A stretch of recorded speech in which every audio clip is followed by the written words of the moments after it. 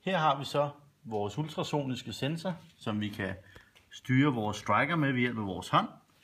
Der har vi vores Arduino, der står for kommunikationen med vores ultrasoniske sensor. Her har vi vores Z8 Encore Evaluation Board, som blandt andet kommunikerer med vores Arduino.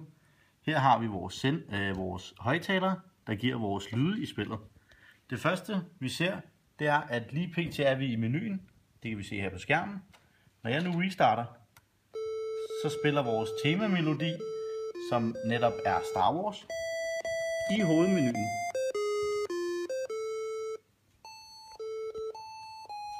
Ja, vi venter lige på, at den spiller færdig.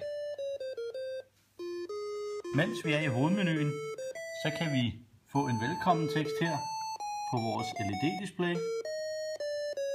Når vi kigger op på vores menu, så har vi animeret flammer på vores titeltekst. Hvis man kigger godt efter, kan man se, at det bevæger sig en lille smule. Når vi står i menuen, så kan vi bruge de to knapper, eller de yderste knapper, her og her, til at navigere på vores skærm mellem menupunkterne. Klikker vi på den midterste, kan vi gå ind i et menupunkt. Vil vi tilbage fra det indre menupunkt her, klikker vi på de to yderste på samme tid og returnerer til hovedmenuen. Her kan vi eksempelvis se vores highscore, hvor der er 3 point på 0. Når vi så går ind og spiller, så vil vi komme på vores highscore, så frem vi får et point. Vi kan eksempelvis gå ind i vores play her. Der starter vores spil.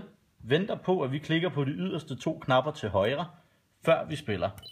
Til at starte med, så spiller vi alene ved hjælp af de to knapper.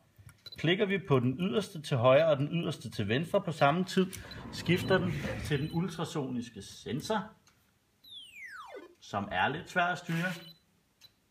Så frem man dør, så skal man starte spillet en gang til ved at klikke på de to yderste knapper til højre. Vi kan blandt andet se, at der fra himlen her falder nogle power-ups, som giver nogle forskellige ting. Blandt andet fik vi lige et liv her. Livene kan man se nederst i venstre hjørne af spillet. Eksempelvis hernede kan man se, at vi har et liv tilbage, vist ved hjælp af et hjerte. Hvis man gerne vil hurtigt igennem det første level, så kan vi klikke på de 3 knapper her på samme tid, og så kommer vi til næste level. Når vi kommer til et nyt level og endnu ikke har fået nogen point, så kan vi på vores LED-display se, at vi nu står i level 2.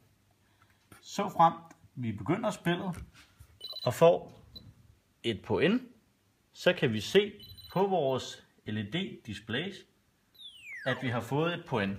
Lige nu har vi 135 point. Hvis vi nu bevidst lader os dø, så kommer vores Game Over skærm. Vores LEDs viser yderligere Game Over. Og hvis I kunne høre det, så fik vi også en lidt trist lyd. Når vi vil tilbage fra vores Game Over skærm, klikker vi på de to yderste knapper og returnerer til hovedmenuen. Vi kan eksempelvis lige se vores highscore.